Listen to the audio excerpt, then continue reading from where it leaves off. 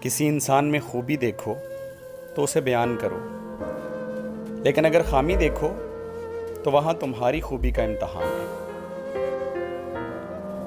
جہاں ایک دور ختم ہوتا ہے وہیں سے دوسرے دور کا آغاز ہوتا ہے، اس لیے کبھی مایوس نہیں ہونا چاہیے۔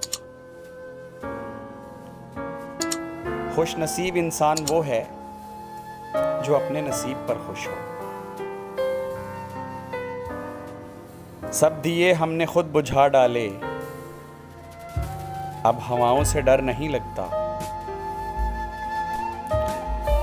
یوسف علیہ السلام جانتے تھے سارے دروازے بند ہیں، پھر بھی بند دروازے کی طرف دوڑ پڑے تھے، اور خدا نے ایک ایک کر کے سارے دروازے کھول دیے تھے۔ کبھی اگر لگے کہ تمہارے لیے بھی دروازے بند ہیں تو جان لو کہ تمہارا اور یوسف کا خدا ایک ہی ہے۔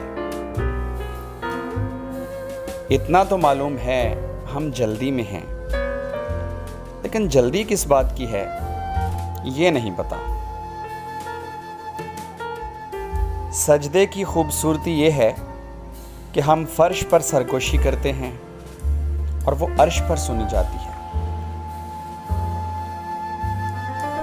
انسان کو جو چیز پسند ہے حاصل کر لے، یا پھر جو حاصل ہے اسے پسند کر لے تو سکون مل جاتا ہے۔